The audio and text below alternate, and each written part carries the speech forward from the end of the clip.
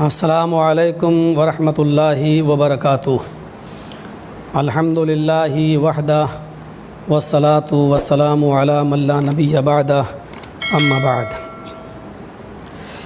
آج میں پھر کچھ ضروری وضاحتوں کے ساتھ آپ لوگوں کے سامنے روبرو ہوا ہوں۔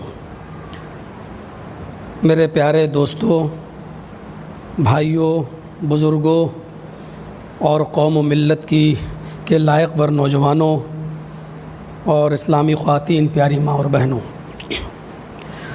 ہمیں بخوبی اس بات کا علم ہے کہ 25 مارچ سے لے کر اب تک ہم لوگ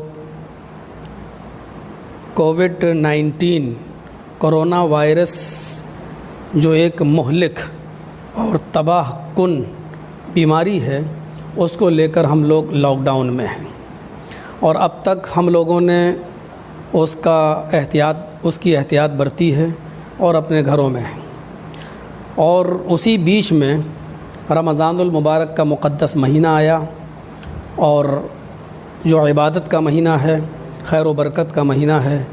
الحمدللہ اس مہینے کے اندر بھی ہم لوگوں نے اپنے گھروں کے اندر رہ کر عبادت کی ہے، نمازیں پڑھی ہیں، قرآن کریم کی تلاوت کی ہے، اور ہمیں کرنا بھی چاہیے۔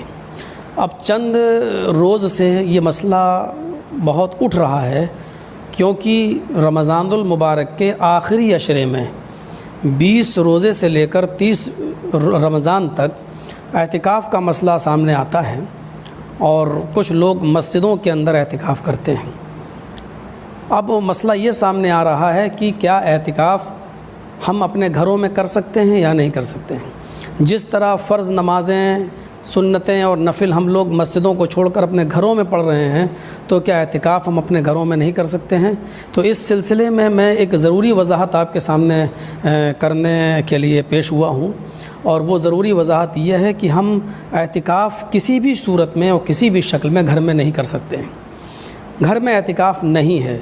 قرآن کریم نے اعتکاف کی جو شرط بیان کی ہے وہ مسجد کے ساتھ بیان کی ہے۔ وَعَاكِفُونَ فِي الْمَسَاجِدِ، اعتکاف مسجد کے اندر ہیں۔ نہ عورتیں اعتکاف گھر کے اندر کر سکتی ہیں، نہ مرد گھر کے اندر کر سکتے ہیں۔ اب سوال یہ ہے کہ جب مسجدوں میں ہم بھیڑ جمع کر نہیں سکتے، مسجدوں میں نماز پر بھی روک ہے، اور ہم مسجدوں میں جا نہیں رہے ہیں، جب فرض نماز مسجد میں نہیں پڑھ رہے ہیں تو ہم اعتکاف مسجد میں کیسے کریں گے؟ اور جب مسجد میں اعتکاف نہیں ہے تو پھر ہم اپنے گھروں میں کیوں نہیں کر سکتے؟ تو سوال یہ ہے کہ جب اعتکاف کے لیے مسجد میں اجازت نہیں ہے، اور ہم لوگ بھی نہیں چاہیں گے کہ آپ مسجدوں میں اعتکاف کریں، بھیڑ لگائیں، کیونکہ لاک ڈاؤن کا جو مقصد ہے وہ فوت ہو جائے گا۔ جب ایسی صورت میں ہم مسجد میں اعتکاف کی کوئی گنجائش نہیں دیکھ رہے ہیں تو گھروں میں بھی اعتکاف نہیں ہے۔ جو چیز ہے نہیں تو اعتکاف اپنے آپ کالعدم ہو جائے گا۔ تو اس بات کا خیال رکھیں کہ جن لوگوں نے اعتکاف کرنے کی نیت کی تھی اور لاک ڈاؤن کی وجہ سے ان کو مسجد کے اندر اعتکاف کرنے کی اجازت نہیں مل رہی ہے یا وہ نہیں کر پا رہے ہیں، تو ایسی صورت میں وہ اللہ کی رحمت سے نا امید نہ ہوں، ان کو اعتکاف کا پورا ثواب انشاءاللہ ملے گا۔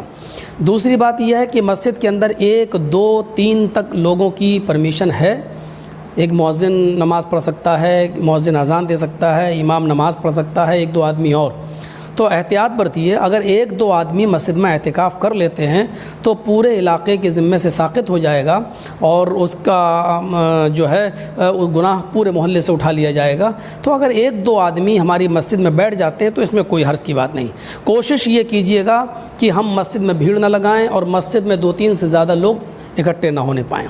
تیسری چیز جو مجھے بتانی ہے وہ یہ ہے کہ اب 8-10 دن کے بعد ہمارے سامنے عید کا مہینہ اور عید کا تہوار بھی سامنے ہے۔ اس تہوار کو دیکھتے ہوئے ہماری طرف سے، ہم مسلمانوں کی طرف سے ایک بہت بڑی بھیڑ بازاروں کے اندر جا سکتی ہے، مارکیٹنگ کر سکتی ہے، شاپنگ کرے گی، ہماری ماں بہنیں بھی کپڑا خریدیں گی۔ میری ان سے پرزور اپیل ہے کہ کووڈ-19 یعنی کورونا وائرس کو یہ ہلکے میں نہ لیں۔ اس بیماری نے پوری دنیا کو اپنی چپیٹ میں لیا ہے، لہٰذا آپ اس کو ہلکے میں نہ لیں۔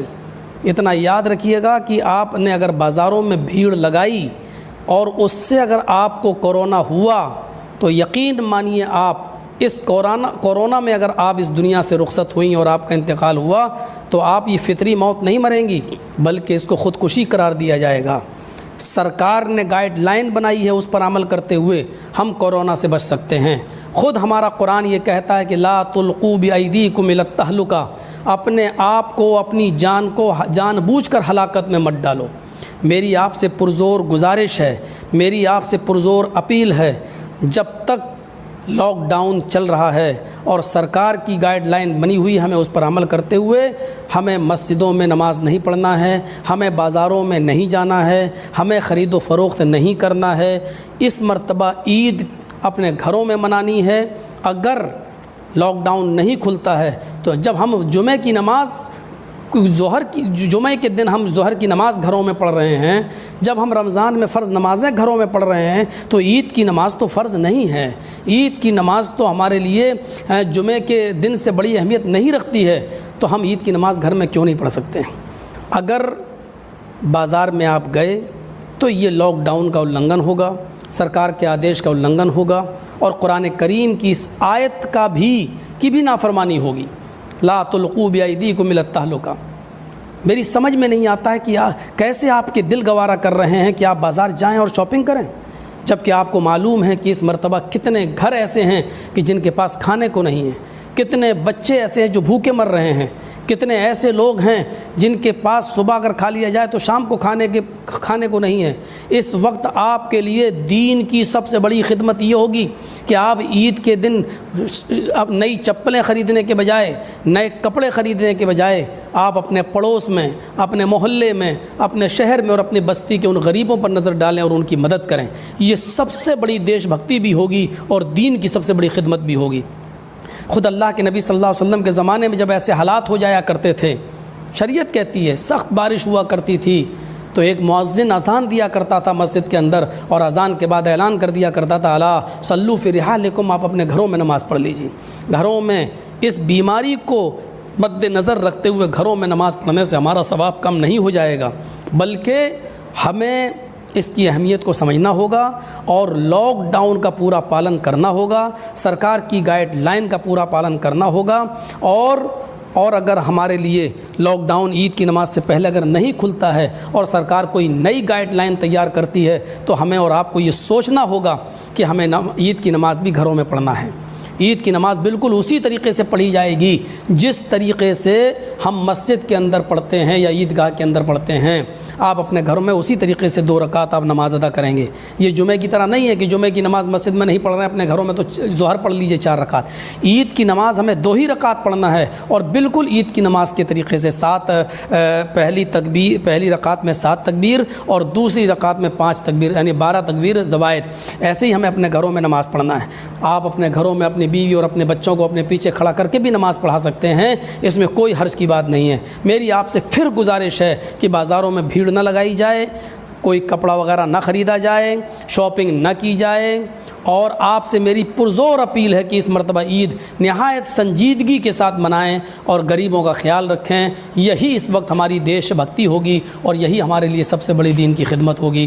مجھے امید ہے کہ انشاءاللہ آپ ہماری آواز کو پر لبیک کہیں گے اور آپ اس حساس اور اس نازک مسئلے کو سمجھنے کی کوشش کریں گے، اور کرونا وائرس اس بیماری کو گمبھیرتا سے آپ سیریسلی اس بیماری کو آپ لیں گے اور آپ سرکار کی گائیڈ لائن کا پالن کریں گے، خود بھی محفوظ رہیں گے اور دوسروں کو بھی محفوظ کریں گے، اپنے آپ کو بھی بچائیں گے، اور اسلام کی بھی سب سے بڑی مدد یہی ہوگی جو سرکار کی گائیڈ لائن پر عمل کرتے ہوئے آپ اپنے گھروں میں جتنا زیادہ رہیں گے، یہ اسلام کی بھی خدمت ہوگی اور سرکار کی بھی، اور اس سے بڑی کوئی دیش بھکتی نہیں۔